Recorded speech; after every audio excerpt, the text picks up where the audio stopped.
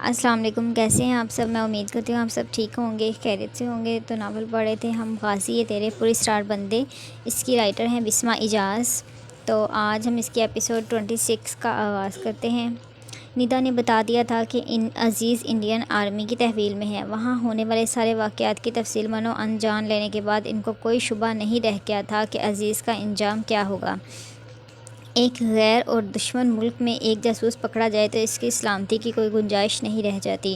وہ اچھے سے جانتے تھے کہ عزیز کے ساتھ کیا ہو رہا ہوگا، ان سے بہتر کون جان سکتا تھا۔ عزیز کے بارے میں سوچتے سوچتے منظر بدلا۔ وقت نے لمحوں میں ماضی کا سفر طے کیا۔ اس خوبصورت کمرے کے دور دیوار ایک تنگ اور تاریک کمرے میں ڈھلنے لگے، جس کے وسط میں ایک جوان اور صحت مند خوبرو آدمی ایک کمرے میں رسیوں سے بندھا ہوا تھا، اور اس کے سامنے کھڑا ایک سفید چمڑی والا شخص اسے سخت لہجے میں پوچھ رہا تھا، تم اگر کچھ نہیں جانتے تو تم اس علاقے میں کیا کر رہے تھے جہاں ایک بلڈنگ میں ہم نے اسپائی کو رکھا تھا؟ سکندر کو لگا جیسے وہ اگلا سانس نہیں لے پائے گا۔ تھوڑی دیر پہلے لگ رہا تھا کہ جیسے وہ سنبھال لے گا، مگر اب ساری خوش فہمیاں کسی بلبلے کی مانند پھٹ گئی تھیں۔ وہ جان گیا اب باقی کی زندگی سے ٹارچر سیل میں گزارنی پڑے گی۔ ایک گمنام کی طرح وہ اپنے وطن اور سب کے لیے گمنام ہونے جا رہا تھا۔ ان لوگوں کو سکندر پہ صرف شک تھا، پھر بھی وہ کوئی مارجن دینے کو تیار نہیں تھے، اس لیے سکندر کی جان لینے کی بجائے زبان کھلوانے پر زور دیا گیا۔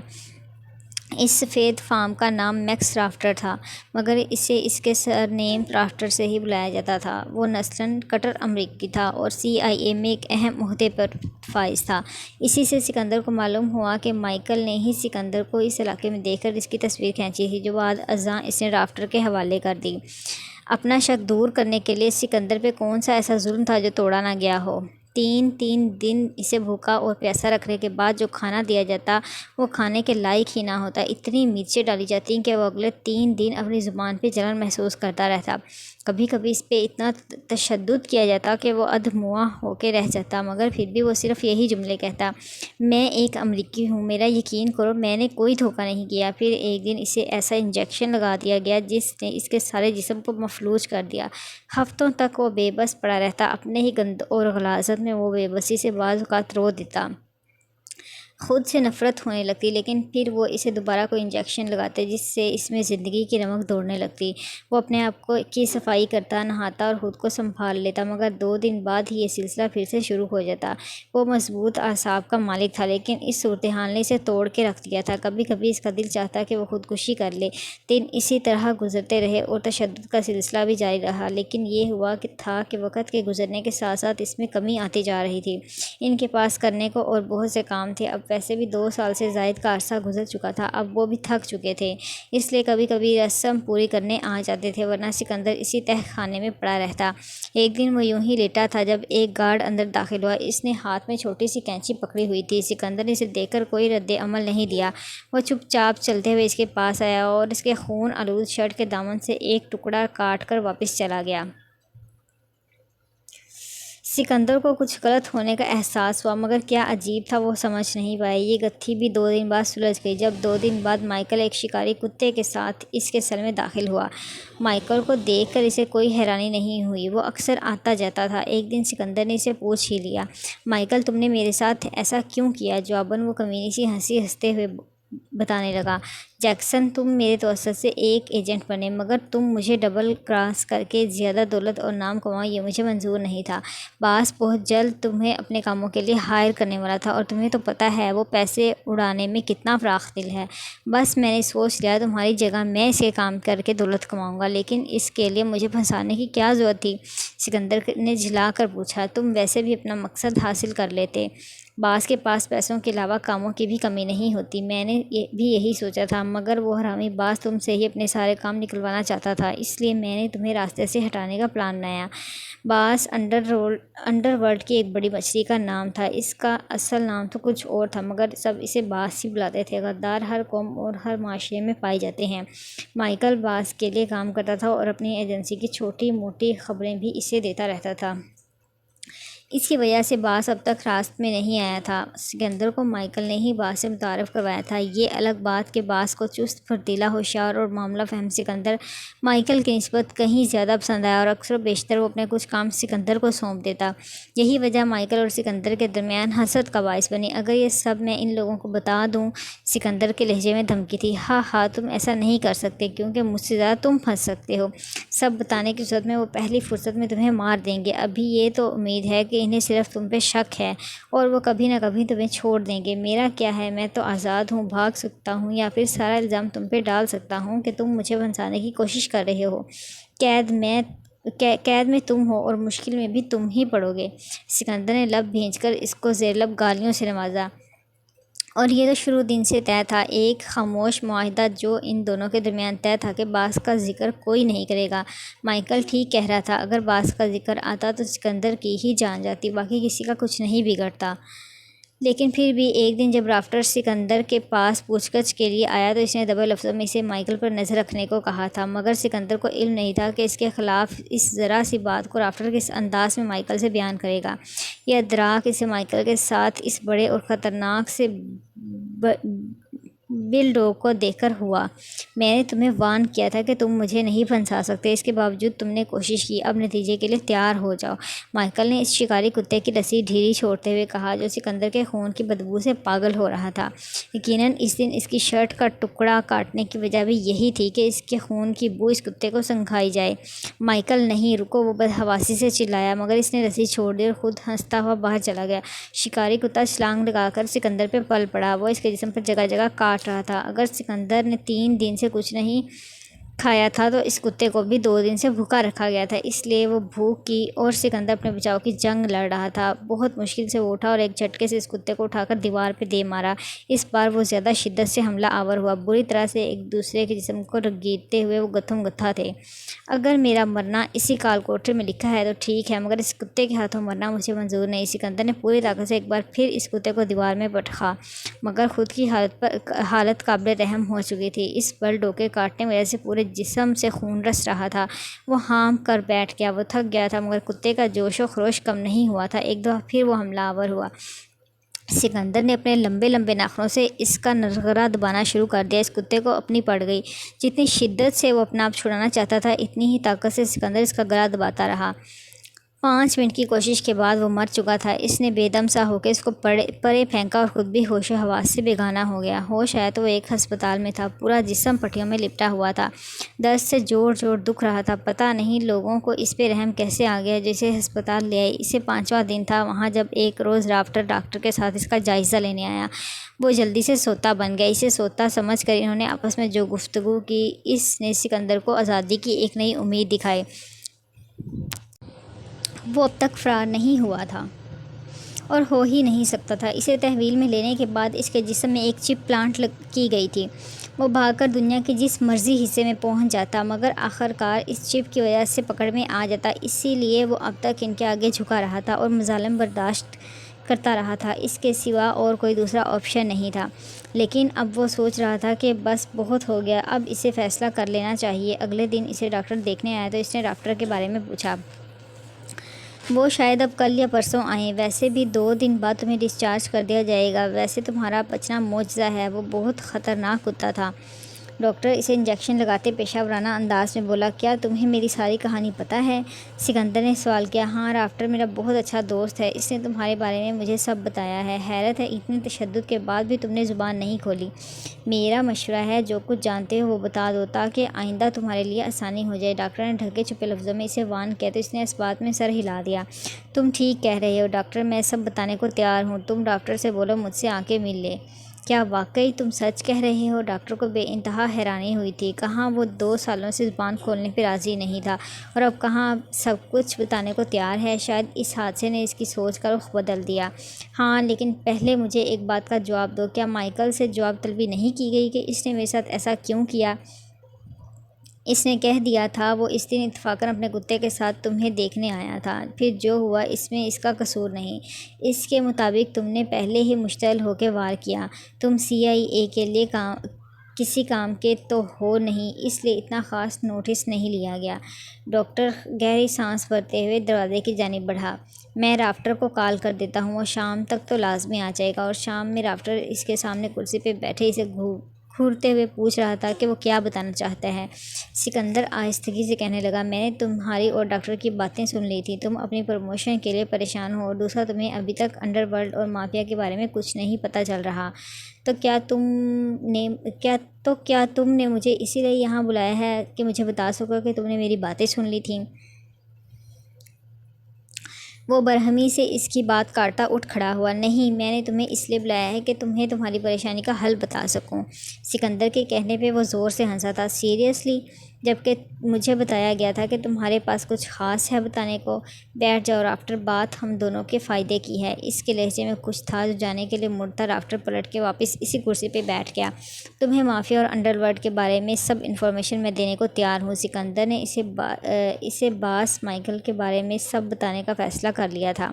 وہ اور مائیکل دونوں مافیا کے کام کرتے رہے ہیں۔ یہ الزام اس سے کہیں بہتر تھا کہ وہ اسے زندگی بھر کے لیے کسی زندان میں ڈال دیتے۔ رافٹر اس دن یہی بات کر رہا تھا کہ چونکہ اب سکندر کسی کام کا نہیں، تو اوپر سے آرڈر ہے کہ اسے کسی بھی انڈر گراؤنڈ جیل میں ہمیشہ کے لیے قید کر دیا جائے۔ اب بھی وہ جانتا تھا مافیا سے تعلق کے اطراف میں زندگی بہت مشکل ہو جاتی، مگر زندگی رہتی تو صحیح، ورنہ دوسری صورت میں موت مقدر تھی۔ تم مجھے انفارمیشن دو گے؟ رافٹر کو جیسے یقین نہیں آیا کہ وہ سچ کہہ رہا ہے۔ ہاں، لیکن میری دو شرطیں ہیں، ایک تو آزادی اور دوسری… رافٹر ذہین آدمی تھا۔ جو چپ میرے جسم میں پلانٹ کی گئی ہے اسے نکالنا ہوگا، سکندر نے فیصلہ کن انداز میں کہا۔ اگرچہ تم شرطیں منوانے کی پوزیشن میں نہیں ہو، مگر پھر بھی میں سوچوں گا، اس لیے وقت ضائع کیے بغیر شروع ہو جاؤ۔ میں اور مائیکل نچلے درجے کے ایجنٹ تھے، چھوٹے موٹے کام کرتے تھے، اس لیے اتنی آمدنی نہیں ہو پاتی تھی۔ پھر مائیکل نے مجھے مافیا اور باس سے ملوایا، اس طرح ہم ڈبل ایجنٹ بن کے مافیا کے لیے بھی کام کرنے لگے۔ آہستہ آہستہ مجھے مائیکل کے تیور بدلتے دکھائی دینے لگے، وہ مجھے اپنی کمائی میں حصہ دار سمجھنے لگا۔ پھر اس نے اپنا راستہ صاف کرنے کے لیے مجھے پھنسا دیا۔ اس دن اس علاقے میں بھی اسی نے مجھے بھیجا تھا۔ سکندر نے دھڑلے سے جھوٹ بولا۔ اتنے عرصے میں نے یہ سب اس لیے نہیں بتایا کہیں مافیا سے تعلق ہونے پہ مجھے اور مائیکل کو جان سے نہ مار دیا جائے۔ میں نے یہ فیصلہ پہلے ہی کر لیا تھا، اسی لیے مائیکل نے مجھے مارنے کی کوشش کی ہے۔ تمہیں ترقی چاہیے اور مجھے آزادی۔ اگر میں تمہیں ساری معلومات دے دوں تو تمہاری ترقی کی راہ میں کوئی رکاوٹ نہیں آئے گی، اور ہو سکتا ہے ان کو پکڑنے پہ تمہیں کوئی اور ایوارڈ بھی دیا جائے۔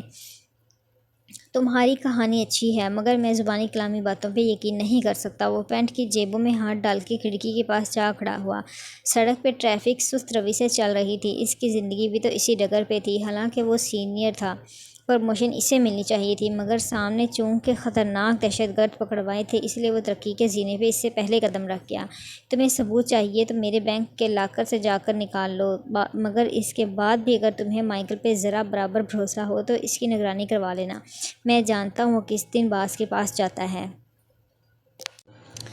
سکندر نے سکون سے بات مکمل کرنے کے بعد اسے ایک بینک کے لاکر کا کوڈ بتایا۔ ٹھیک ہے، میں ضرور چیک کرنا پسند کروں گا، تم کس حد تک سچے ہو؟ وہ جانے کے لیے اٹھ کھڑا ہوا۔ اور سنو، سکندر کی آواز پہ وہ پلٹا، تمہارے پاس اگر انڈر ورلڈ اور مافیا گینگ کی ساری تفصیلات آ بھی جائیں پھر بھی تم ان کو گرفتار نہیں کر پاؤ گے۔ تمہیں اس کے گینگ میں اپنا ایک بندہ پلانٹ کرنا پڑے گا جو پل پل کی خبر دے سکے، اور سب سے بڑی بات وہ اس پہ اعتبار بھی کرتے ہوں، اور اس کام کے لیے مجھ سے بہتر شخص پورے نیو یارک میں نہیں ہوگا۔ سکندر نے سوچ سمجھ کر گیم کھیلی تھی، اگر وہ ڈوبے گا تو مائیکل کو بھی سزا ملنی چاہیے۔ تکیے پر سر رکھتے ہوئے آنکھیں موند کر اس نے سوچا تھا۔ باقی کے مرحلے سکندر کی توقع کے عین مطابق ہوئے تھے۔ اسے چھوڑ دیا گیا اور قانونی گواہ بننے کا موقع دیا گیا۔ ہاں، چپ ابھی بھی اس کے اندر تھی۔ وہ رہا ہوتے ہی سیدھا باس کے پاس پہنچا تھا اور اسے یہ یقین دلانے میں کامیاب رہا تھا کہ اتنے عرصے قید کی مشقتوں کے باوجود اس نے زبان نہیں کھولی، اور انعام کے طور پہ باس نے اپنا دایاں ہاتھ اسے بنا لیا۔ سکندر دریا میں رہتے ہوئے مگرمچھوں سے پیر پال رہا تھا، مگر یہ مجبوری تھی۔ اس نے ڈبل ایجنٹ بن کے کام کرنا شروع کر دیا۔ مافیا کی خبریں CIA کو دیتا اور کبھی ان کی خبریں مافیا کو۔ اچھی بات یہ تھی کہ مائیکل کو بھی گرفتار کر لیا گیا تھا۔ اس نے یہ سن کے ایک ٹھنڈی سانس لی۔ مجھے افسوس ہے میرے دوست، مگر تم اسی لائق تھے۔ تبھی اسے پتہ چلا کہ باس کے CIA کے اندر بھی ذرائع ہیں۔ عباس اس پہ اس حد تک اعتبار کرتا تھا کہ اس سے کچھ نہ چھپاتا۔ وہیں اسے پتہ چلا کہ ایک پاکستانی ولید نامی شخص جو بیک وقت را اور CIA دونوں کا ایجنٹ تھا، نیو یارک میں لڑکیاں اسمگل کر کے بھیجتا تھا اور CIA کو اپنے ملک کی خبریں بھی دیتا تھا۔ سکندر نے اس ولید نامی آدمی کا بایو ڈیٹا معلوم کرنے کی کوششیں شروع کر دیں۔ ساتھ ساتھ وہ اپنا کام بھی جاری رکھے ہوئے تھا۔ ایک ہفتے بعد ایک بڑی شپ آنی تھی جس میں ہتھیاروں کی کھیپ تھی۔ یہ شپ ٹیکساس سے آنی تھی۔ یہ بہت بڑا سودا تھا۔ اگر عین موقع پہ سب دھر لیے جاتے تو ساری زندگی جیل میں گزرتی۔ سکندر نے یہ اطلاع CIA کو دے دی اور یوں مافیا کے 2 بڑے گروہ ثبوتوں کے ساتھ دھر لیے گئے۔ اسے آزادی کا پروانہ مل گیا۔ اس کے جسم سے چپ بھی نکال دی گئی۔ تم اب امریکہ میں نہیں رہ سکتے۔ تمہیں یہاں سے ہمیشہ ہمیشہ کے لیے جانا ہوگا۔ اگرچہ تم نے ہماری بہت مدد کی، مگر مت بھولو کہ پہلے غداری بھی کر چکے ہو، اس لیے تمہیں زندہ چھوڑ کر جلا وطنی کی سزا سنائی جاتی ہے۔ اب تم کبھی امریکہ واپس نہیں آ سکتے۔ رافٹر نے اسے یہ خبر سنا کر گویا اس میں ایک نئی زندگی پھونک دی۔ وہ اب اپنے وطن واپس جا سکتا تھا جہاں اس کی جڑیں تھیں، اس کے پیارے تھے۔ ابھی ان کو بھی تو جا کر ڈھونڈنا تھا۔ 5 برس بیت چکے تھے۔ اس نے 5 سالوں بعد ہیڈ کوارٹر اطلاع کی کہ وہ زندہ ہے اور اب واپس آ رہا ہے۔ بالآخر آزمائش تمام ہوئی۔ 12 برس کی کٹھن اور تکلیف دہ آزمائش ختم ہوئی۔ وقت نے جوانی لے لی، رشتے لے لیے اور عمر کے اتنی قیمتی سال لے لیے، مگر وہ پھر بھی خوش تھے کہ وہ جاتے جاتے اپنے ملک کے ایک اور غدار کا نام اپنے ساتھ لیے جا رہے تھے، اور اسی غدار کو پکڑنے کے سلسلے میں ہی تو وہ اپنی بیٹی سے ملے تھے۔ دعا کا خیال آتے ہی وہ چونک گئے، ماضی سے حال میں آ گئی۔ انہوں نے اپنے ماضی کے بارے میں سوچنا چھوڑ دیا تھا، مگر عزیز کی وجہ سے وہ بے اختیار سوچنے پر مجبور ہو گئے۔ وہ پکڑا جا چکا تھا اور وہ ہرگز بھی نہیں چاہتے تھے کہ اس کے ساتھ بھی ویسا ہو جیسا ان کے ساتھ ہوا تھا۔ جاسوسوں کی زندگی بہت ناقابل یقین ہوتی ہے۔ یہ دشمنوں کے ملک میں اپنے ملک کی آنکھیں ہوتے ہیں۔ پکڑے جائیں تو اس وطن کی مٹی بھی نصیب نہیں ہوتی جس کے لیے وہ موت ساتھ لیے گھومتے ہیں، گمنامی کی زندگی گزارتے ہیں۔ مگر پھر بھی کچھ لوگ، اپنے وطن کے لوگ، جب منہ بھر بھر کے ISI اور افواج پاکستان کو باتیں سناتے ہیں، ان کی بس ایک ہی رٹ ہوتی ہے: فوج بجٹ کھاتی ہے۔ ارے بھائی، کون سا بجٹ؟ وہ بجٹ جس کے مطابق عیاشی کرنے والوں کی تنخواہ لاکھوں اور کروڑوں میں ہوتی ہے اور جانیں لٹانے والوں کی چند ہزاروں میں۔ وہ سمجھتے ہیں کہ یہ ہر فوج کا فرض ہوتا ہے کہ وہ اپنے ملک اور اس کے باشندوں کی حفاظت کرتے ہیں۔ وہ بڑے فخر سے کہتے ہیں کہ احسان نہیں، ہم پہ نوکری کرتے ہیں اور تنخواہ لیتے ہیں یہ لوگ۔ کوئی ان احسان فراموشوں سے کہے کہ تم کیوں نہیں کر لیتے یہ نوکری، تمہیں بھی تو تنخواہ ملے گی۔ ذرا بارڈر پہ 24 گھنٹے تپتی دوپہر میں پہرا دے کے دیکھو، سیاچن کی گلیشیئرز میں برف کو اپنا بستر بنا کے دیکھو، ارے اپنے بدن کے کسی حصے پہ گولی کھا کے دیکھو کہ کیسا لگتا ہے۔ یہ بجٹ، فرض اور نوکری کی باتیں ناک کے راستے باہر نہ نکلیں تو پھر کہنا۔ ایسے لوگ کیوں بھول جاتے ہیں کہ جب جب اس ملک پہ کوئی مصیبت آئی ہے تب فوج باہر نکلی ہے؟ زلزلہ ہو، سیلاب ہو، کوئی آفت ناگہانی، وطن کے محافظوں نے ہمیشہ آگے بڑھ کر سب کچھ سنبھالا ہے۔ تب یہ کیوں نہیں کہتے کہ فوج کا کام تو بارڈر پہ ہے، کہ یہاں کیوں ہے؟ اس کا کام نہیں ہے کہ زخمیوں کو اپنے کاندھوں پہ لاد لاد کر ہسپتال کی جانب دوڑے یا فائر بریگیڈ کے عملے کے ساتھ کہیں لگی ہوئی آگ بجھائے، پھر ان کی زبانیں گنگ ہو جاتی ہیں۔ فوج اور گمنام سپاہیوں کو ہر محاذ پر لڑنا پڑتا ہے، مگر جب اپنے ہی ایسی باتیں کرے تو اس محاذ پہ وہ کیا کریں؟ امی، دعا کی ہلکی سی آواز پہ وہ سوچوں کو جھٹکتے ہوئے اس کی جانب متوجہ ہوئے۔ وہ آہستہ آہستہ ہوش میں آ رہی تھی۔ رات نے ہر طرف اپنے پر پھیلا لیے تھے۔ آسمان پر کہیں کہیں تارے روشن تھے۔ اگست میں یوں تو کافی حبس ہو جاتی ہے، مگر آج کل موسم معتدل تھا۔ وہ فاطمہ کے ساتھ ان کے بیڈ پہ کروٹیں بدلتی سونے کی ناکام کوشش کر رہی تھی، مگر نیند آ ہی نہیں رہی تھی۔ کچھ دیر بعد وہ باہر صحن میں آ گئی۔ دماغ کو کھلا چھوڑ دو تو یہ کہاں قابو میں آتا ہے؟ اس کے ذہن میں نیمرا کی باتیں گونجنے لگیں۔ بات میری اور تمہاری نہیں، بات رشتوں کی ہے آنی۔ تمہاری بہن کو گولیاں لگی تھی، سوچو اگر وہ زندہ بچ نہ پاتی، یا یہ سوچے کہ تمہارے بابا کبھی واپس نہ آتے تو۔ یہ خون کے رشتے شرطوں کی بنیاد پر قائم نہیں رہتے۔ اگر کبھی تمہارے بابا کو پتہ چل گیا تو ان کو کتنا دکھ ہوگا کہ ایک بیٹی دوسری کے خلاف سازش کر رہی ہے۔ کیا واقعی میں سازش کر رہی ہوں؟ اس نے خود سے سوال کیا۔ یہ سازش نہیں تو اور کیا ہے؟ جواب کی بجائے اندر کہیں سے سوال آیا تھا۔ ہلکی سی ہوا کی سرسراہٹ کی آواز گونجی تھی۔ آسمان پہ اسی پل ایک اور ستارے کا اضافہ ہوا تھا۔ وہ بے نیازی سے ہاتھ باندھے سوچوں میں مگن تھی۔ یہ میرا حق ہے کہ بابا مجھ سے پیار کریں۔ تم نے کون سا اپنا کوئی فرض پورا کیا ہے جو تمہیں حق کی پڑی ہے؟ مجھے صرف بابا کا پیار چاہیے، اسی لیے میں نے یہ سب کیا ہے۔ کیا میں ان کی بیٹی نہیں؟ مجھے ان کا پیار چاہیے۔ کوئی اس کے اندر چیخا تھا۔ تو کیا آپ ہی کو نہیں چاہیے؟ وہ بھی تو بابا کی بیٹی ہیں۔ صرف تم صرف اپنے بارے میں کیوں سوچ رہی ہو؟ چپ ہو جاؤ۔ اپنے اندر کی جنگ سے گھبرا کے وہ دونوں ہاتھ کانوں پہ رکھ کر چیخی تھی۔ بھاگتے ہوئے وہ کمرے میں چلی گئی، مگر وہ جانتی تھی کہ نیند اسے پھر کبھی نہیں آئے گی۔ اگرچہ وہ ایک ایجنٹ تھی اور اس فیلڈ میں زندگی اور موت کا کوئی پتہ نہیں ہوتا، مگر تھی تو ایک لڑکی، نازک دل اور کمزور اعصاب کی مالک۔ وہ پہلے ہی اپنی آنکھوں کے سامنے عزیز کو زندگی سے دور جاتا دیکھ چکی تھی۔ سارے راستے وہ روتے آئی تھی۔ پھر سکندر نے جب ہادی کا بتایا تو وہ یہ جھٹکا برداشت نہیں کر پائی۔ ابھی وہ ہوش میں آ چکی تھی۔ ہادی جا چکا تھا اور عزیز کی زندگی کی بھی کوئی امید نہیں بچی تھی۔ وہ سوچ رہی تھی کہ اب میں کیا کروں، کیسے زندگی گزاروں گی۔ وقت نے ایک بہترین دوست اور ایک بہترین ہمسفر کی رفاقت اسے چھین لی تھی۔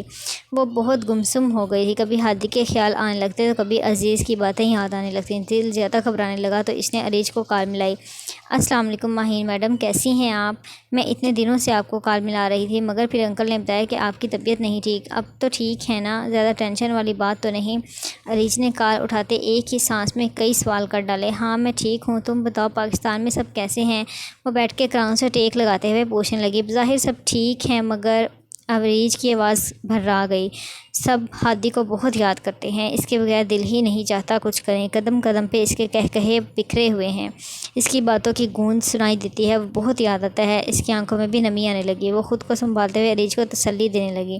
اس کے لیے آنسو مت بہاؤ عریج، وہ شہید ہے اور شہیدوں کے لیے روتے نہیں۔ وہ تو بہت خوش قسمت تھا جو ہم سب پہ بازی لے گیا۔ تمہیں پتہ ہے میں ہادی کو ہمیشہ اپنے سینئر ہونے پر چڑھایا کرتی تھی، لیکن اب دیکھو وہ پہلے شہید ہو کے سینئر ہو گیا۔ وہ آپ کو بہت یاد کرتا تھا، کہتا تھا مہین میڈم واپس آئیں گی تو ہم سب ان کی صحت یابی کی ٹریٹ لیں گے۔ عریج نے ہولے سے کہا۔ اس سے سن کے ضبط نہ ہو سکا، بے اختیار رونے لگی۔ ابھی آپ مجھے کہہ رہی تھیں کہ شہیدوں کے لیے روتے نہیں اور اب آپ خود رو رہی ہیں۔ عریج نے شکوہ کیا۔ میں کب رو رہی ہوں؟ اس نے آنسو پوچھے۔ اچھا میں فون رکھتی ہوں، مجھ سے اس طرح بات نہیں کی جائے گی۔ کیا میں آپ کو اس کی آخری تصویر بھیجوں جو میں نے آپ کے لیے اس کے جانے سے پہلے لی تھی؟ نہیں، اس نے شدت سے انکار کیا۔ مجھے نہیں دیکھنا وہ وقت رخصت کیسا لگ رہا تھا۔ میری تصویر میں وہ جیسا ہے ہنستا کھلکھلاتا ہوا، اسے ویسے ہی رہنے دو۔ میں نہیں چاہتی جب بھی وہ مجھے یاد آئے تو اس کا کفن میں لپٹا زندگی کی رمق سے عاری چہرہ میرے سامنے آ جائے۔ میں اسے ویسے ہی اپنے خیالوں میں زندہ رکھنا چاہتی ہوں جیسا وہ تھا۔ اس نے فون رکھ دیا۔ اس نے ابھی اور بہت کچھ عریج سے پوچھنا تھا، مگر ہادی کے ذکر نے کوئی اور بات کرنے ہی نہیں دی۔ دروازے پہ دستک ہوئی تو اس نے جلدی سے آنکھوں کی نمی صاف کی۔ ندا کھانے کی ٹرے لیے داخل ہو رہی تھی۔ گیتی جلدی سے کھانا کھاؤ، پھر ہم باہر جائیں گے تاکہ آپ کا دل بہل جائے۔ اس کی بات سن کر اس کے ذہن میں ایک چمکا ہوا۔ یہ تو اس نے سوچا ہی نہیں تھا، وہ سونیا کے ذریعے بھی تو عزیز کے بارے میں معلوم کرنے کی کوشش کر سکتی ہے۔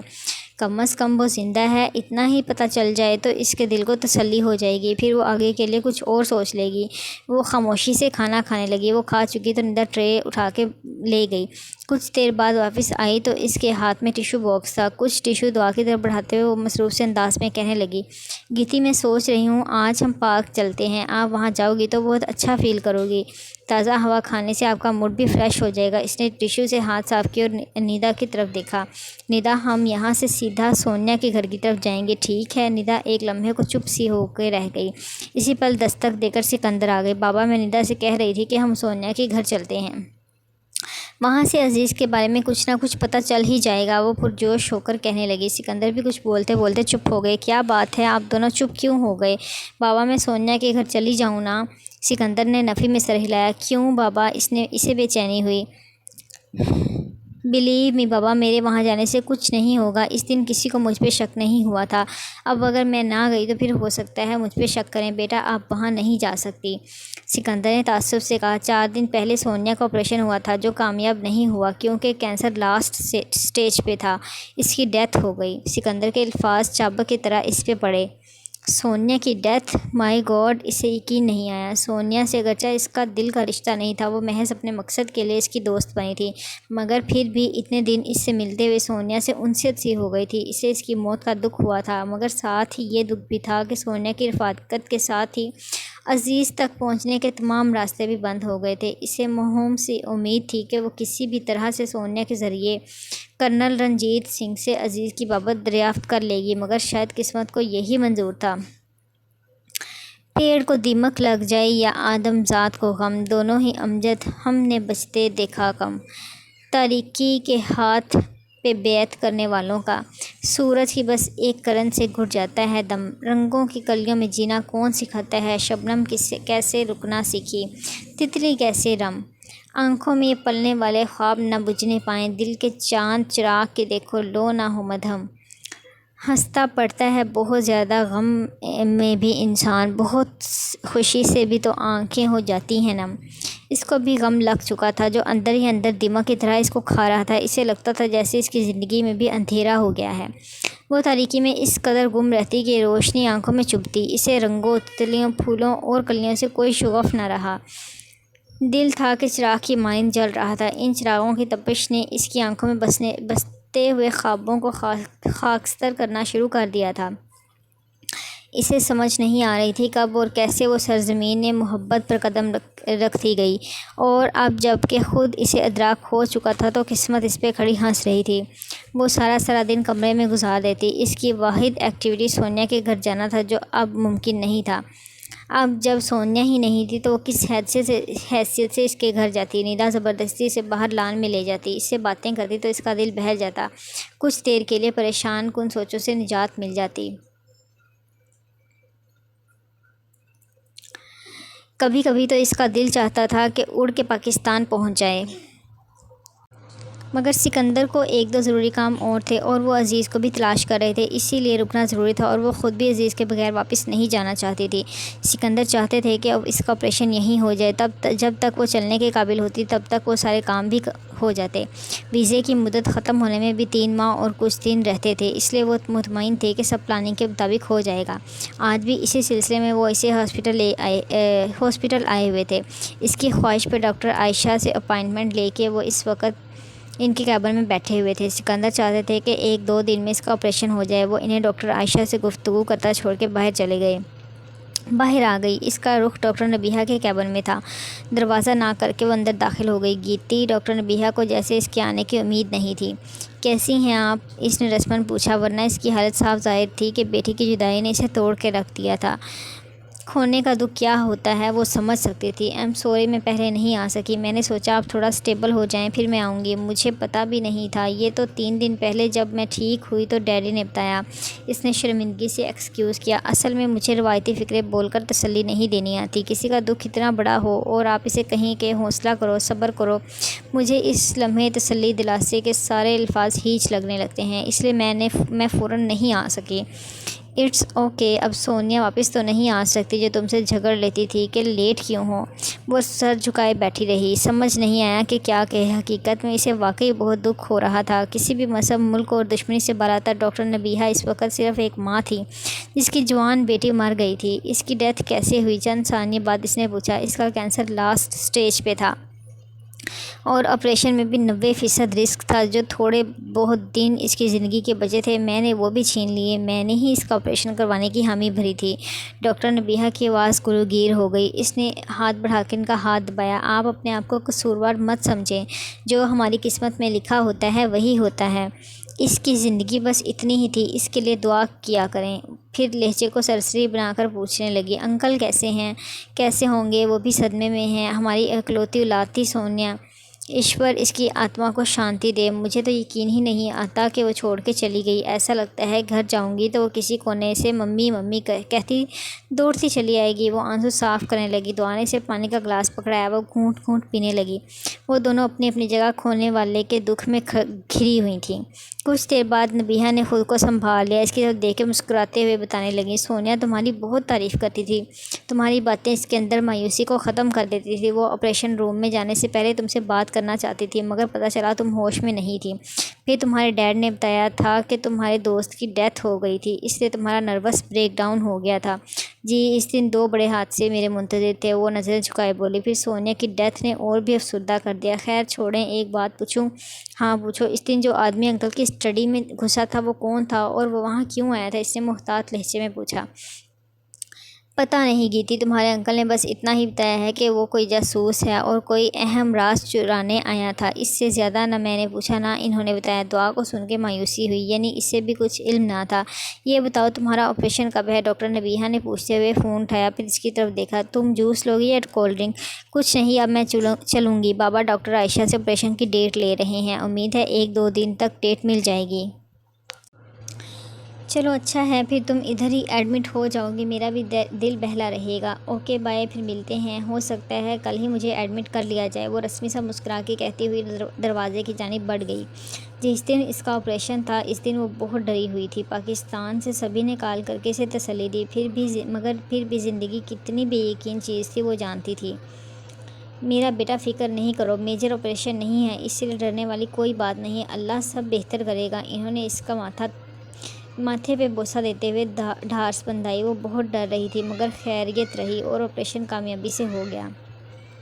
ابھی اسے کچھ عرصہ پھر سے ویل چیئر پہ گزارنا تھا اور پھر اس کے بعد آہستہ آہستہ بیساکھی پھر اسٹک کے سہارے۔ تقریباً 6 ماہ کے عرصے میں وہ مکمل طور پر ٹھیک ہو جاتی، اپنے پیروں پر چلنے کے قابل رہ جاتی۔ ندا بہت جانفشانی سے اس کا خیال رکھ رہی تھی، روزانہ رات کو اس کی ٹانگوں پہ تیل کی مالش کرتی، صبح اس کو اپنے سہارے پہ کھڑا کرنے کی کوشش کرتی۔ دن پر لگا کر اڑ رہے تھے، ستمبر ختم ہونے والا تھا اور دسمبر میں ان کا ویزا مکمل ختم ہونے والا تھا۔ وہ کافی حد تک صحت یاب ہو چکی تھی، ٹانگوں اور پیروں میں اب زندگی حرکت کرتی ہوئی محسوس ہوتی تھی، ورنہ پہلے تو یوں لگتا تھا جیسے کوئی جان ہی نہ ہو۔ وہ ندا کے سہارے کے بغیر اب کھڑی ہو جاتی تھی اور 2-4 قدم چل بھی لیتی تھی۔ ندا بڑی بہنوں کی طرح اس کا خیال رکھتی تھی اور ان دونوں میں بہت بے تکلفی اور دوستی ہو چکی تھی۔ خلاف توقع سکندر نے اکتوبر کے پہلے ہفتے ہی جانے کا فیصلہ کر لیا۔ عزیز کا تو کوئی اتا پتہ نہیں تھا، پھر رکنے کا کوئی فائدہ نہیں تھا۔ آخر وہ دن بھی آ گیا جب انہوں نے دبئی کے لیے فلائٹ پکڑنی تھی۔ وہ جس طرح آئے تھے واپسی بھی اسی طرح ہوئی تھی۔ نہ چاہتے ہوئے بھی وہ ڈاکٹر نبیہہ سے ملنے چلی گئی۔ اس نے بہت افسردگی سے کہا تھا، تو تم واپس جا رہی ہو؟ ہمیشہ کے لیے؟ جی، پہلے ارادہ تھا یہاں شفٹنگ کا، مگر ابھی کوئی پتہ نہیں، شاید کبھی دوبارہ آؤں یا ہو سکتا ہے اب کبھی نہ آؤں۔ ڈاکٹر نبیہہ اور عائشہ نے بہت محبت سے تحائف دے کر اسے رخصت کیا تھا۔ ایئرپورٹ پہ وہ کافی دیر ندا کے گلے لگی رہی۔ ندا، میری شدید خواہش ہے کہ میں اپنی زندگی میں ایک بار پھر آپ کو دیکھوں، کاش ہم دوبارہ کبھی ملیں۔ وہ بہت رنجیدہ ہو رہی تھی۔ کتی، تم فکر نہیں کرو، دنیا گول ہے، ہو سکتا ہے ہم کبھی نہ کبھی مل جائیں، تم اپنا بہت سارا خیال رکھنا۔ ندا نے اس کے کان میں سرگوشی کی۔ امید پہ دنیا قائم ہے، انڈیا میں مجھے بس آپ ہی پسند آئی ہیں، ورنہ یہاں کی کوئی چیز مجھے اچھی نہیں لگتی۔ اس کی بات پہ ندا ہنسی تھی اور مسکراتے ہوئے اس نے دعا کو الوداع کہا تھا۔ جہاز میں اپنی سیٹ کی پشت سے ٹیک لگاتے ہوئے اس نے تھکن سے آنکھیں بند کی۔ عجیب سی تھکن تھی جو اس کے اعصاب پہ سوار ہو رہی تھی۔ آتے ہوئے وہ جس قدر پرجوش تھی، واپسی پہ اتنی ہی اداس۔ ایسا لگ رہا تھا جیسے کوئی اہم حصہ یہاں چھوڑ کے جا رہی ہو۔ جس مشن کے لیے وہ آئے تھے وہ تو کامیابی سے پورا ہو گیا تھا، مگر وہ خود کو بہت ادھورا سا محسوس کر رہی تھی۔ اس سے اپنی اور عزیز کی جھڑپیں یاد آنے لگیں، نقلی USA اور DFM، گیتی اور امن کی نوک جھونک، ان دونوں کا ساتھ ناشتہ کرنا، پھر اسٹڈی روم کا وہ لطیف سا منظر جب وہ اس پہ غصہ کر رہا تھا اور وہ خاموشی سے سن رہی تھی، پھر وہ تکلیف دا لمحہ جب اس نے آخری بار اسے جاتے دیکھا تھا۔ Dua, are you all right? Sikandar نے اس کے چہرے کا اتار چڑھاؤ دیکھ کر نرمی سے پوچھا۔ بس بابا، وہ کھڑکی سے سفید روئی جیسے بادلوں کی جانب نظریں پھیر کے بولی۔ مبادا آنکھوں سے دل کا حال عیاں نہ ہو، باقی سارا سفر اس نے انہی کی سوچوں میں گزارا تھا۔ چلیں جی، اب تک کے لیے اتنا ہی، اپنا خیال رکھیے گا، دعا میں یاد رکھیے گا، اللہ حافظ۔